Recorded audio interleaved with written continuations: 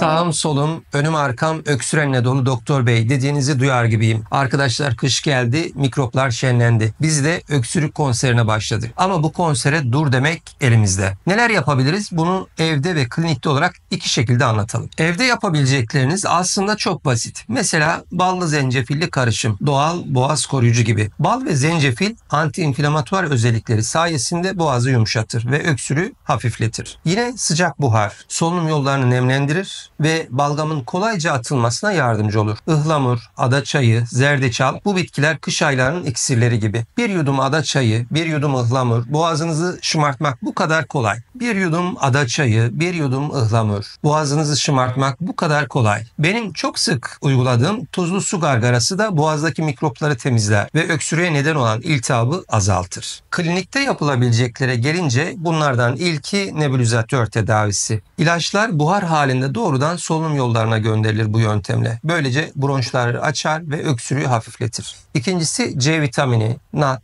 glutatyon, stikolin ve bağışıklık güçlendirici içerikler vücudun hastalıklarla savaşma kapasitesini artırır. Bu serumlar bağışıklık sistemine resmen doping etkisi yapıyor. Üçüncüsü ozon tedavisi. Kan dolaşımını hızlandırarak enfeksiyonlarla mücadeleyi destekler. Ayrıca vücuda ekstra oksijen sağlar. Ozon oksijen tedavisi ciğerlerinize oksijen bayramı yaşatır. Dördüncüsü de arkadaşlar ekinezya, zerdeçal, zencefil gibi bitkilerden elde ettiğimiz destekler. Bunlar bağışıklığı güçlendirir ve vücudun enfeksiyonlarla savaşma kabiliyetini fevkalade artırıyor. Kış aylarını öksürükten uzak, kahve gibi sıcacık geçirmek için bu önerileri unutmayın.